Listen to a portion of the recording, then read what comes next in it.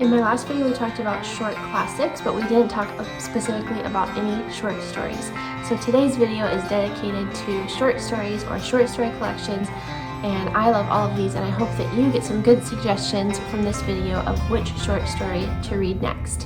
Hi, I'm Megan. Welcome to my channel where we talk about books.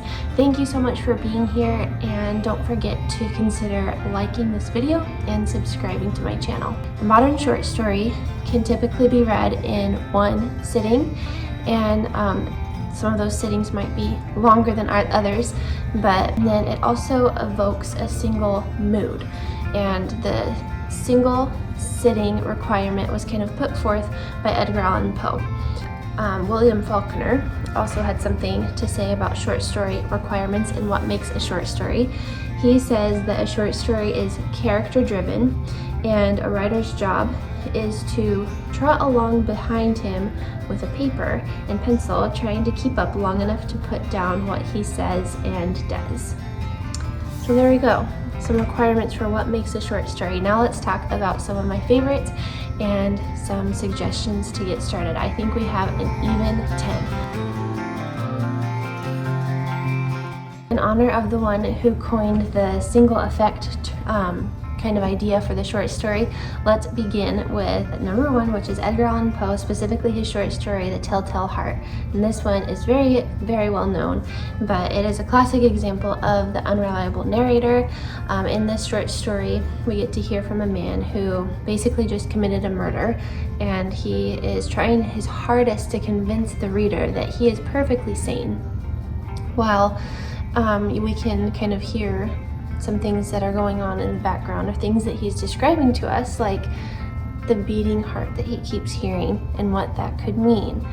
So this is a classic one, definitely a good one to pick up at this time of year, going into the fall season around Halloween. So if you haven't read The Telltale Heart, definitely check that one out, especially if you're a fan of horror. And kind of related to the horror genre, our next short story, this one is a whole collection, and it is The October Country by Ray Bradbury. This one was too hard for me to choose one single short story to recommend, so I recommend the whole thing. Ray Bradbury was prolific in the mid-1900s. He wrote Something Wicked This Way Comes. He also was involved in writing episodes for The Twilight Zone, if you're familiar with that show. This is his own netherworld of the soul, inhabited by the horrors and demons that lurk within all of us. This collection features the small assassin, a fine, healthy baby boy was the new mother's dream come true, or her worst nightmare. The Jar, a chilling story that combines love, death, and a matter of identity in a bottle of fear. And The Wonderful Death of Dudley Stone, a most remarkable case of murder. The deceased was delighted. Alright, so definitely check this one out. This is a really great one, again, for the fall season. Alice Munro's Hateship, Friendship, Courtship, Loveship, Marriage short story collection. And this book describes Alice Munro territory as being a place where an unexpected twist of events or a suddenly recaptured memory can illuminate the arc of an entire life. Alice Munro was a short story writer specifically from Canada, and she actually just died earlier this year. So I recommend all of the short stories in this collection, but The Floating Bridge is really good if you don't want to start with the first one. I think The Floating Bridge is the second one in this collection. A college student visiting her aunt for the first time and recognizing the family furniture stumbles on a long hidden secret and its meaning in her own life. An inadvertent philanderer finds the tables turned when he puts his wife into an old age home. A young cancer patient stunned by good news discovers a perfect bridge to her suddenly regained future, and it goes on.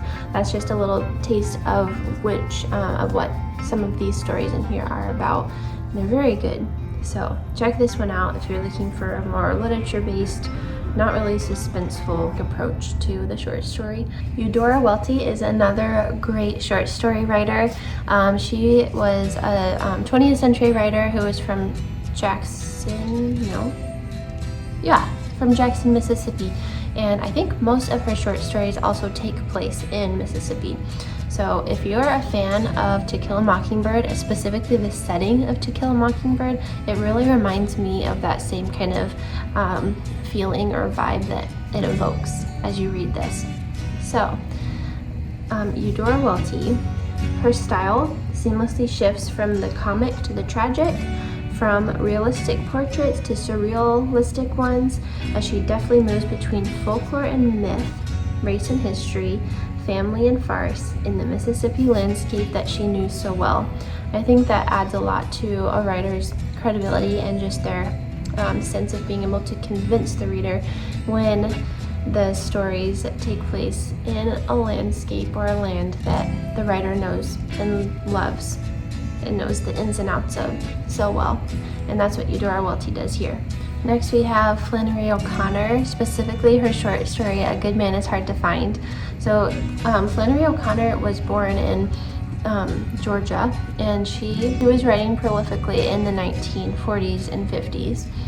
She died when she was pretty young, but her style of writing is American Gothic, which means that oftentimes they tell the stories, which it's an art form, of a larger art form, but in writing they tell the stories of deeply flawed and eccentric people that a lot of authors at the time were not bothering to tell those kinds of stories, and that's what makes her so different. And her style is very, very bold and often terrifying in its content. If you would like a taste of the darker, more macabre, more startling aspects of a short story, read Flannery O'Connor. A Good Man is Hard to Find is about a family who sets off on a road trip, and the grandma who's riding in the back remembers an old plantation.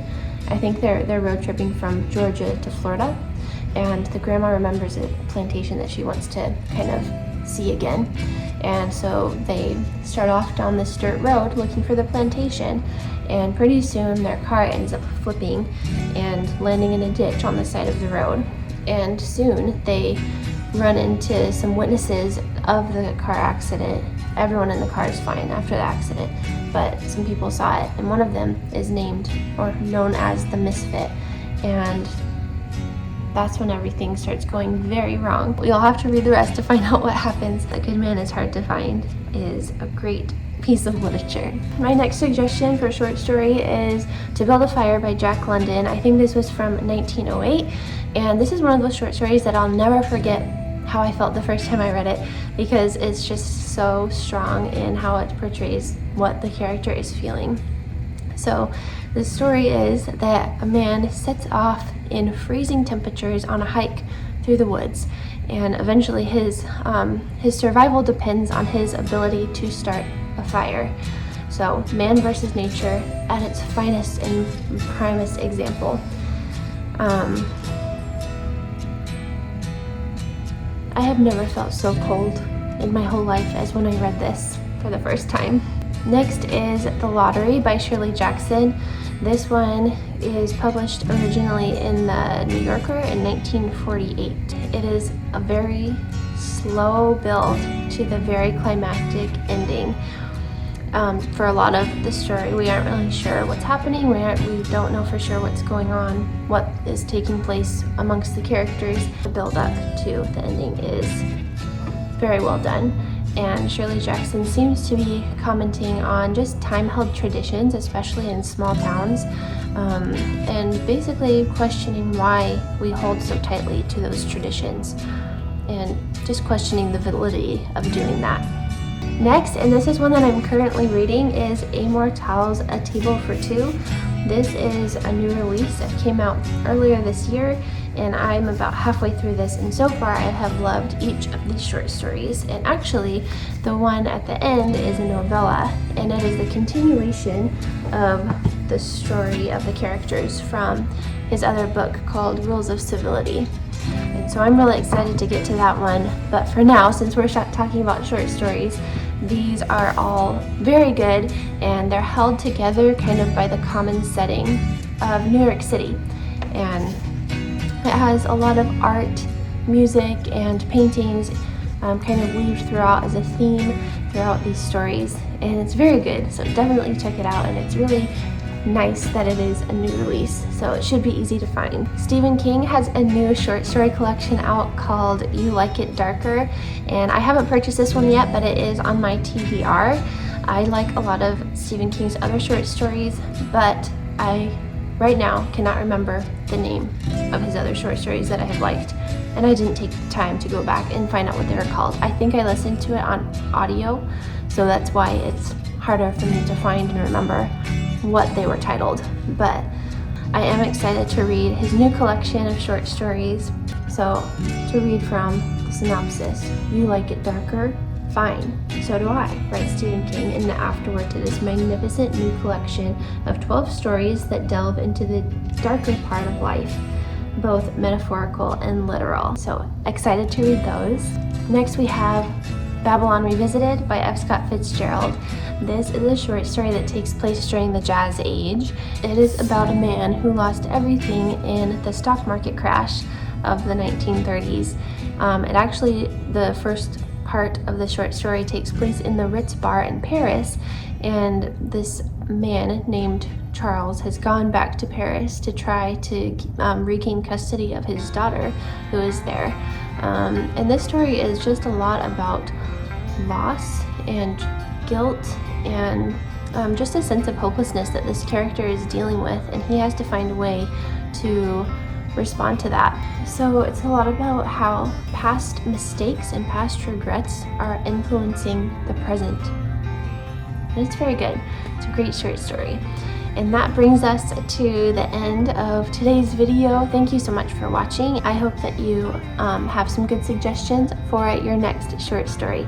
I'll see you in my next video. Bye!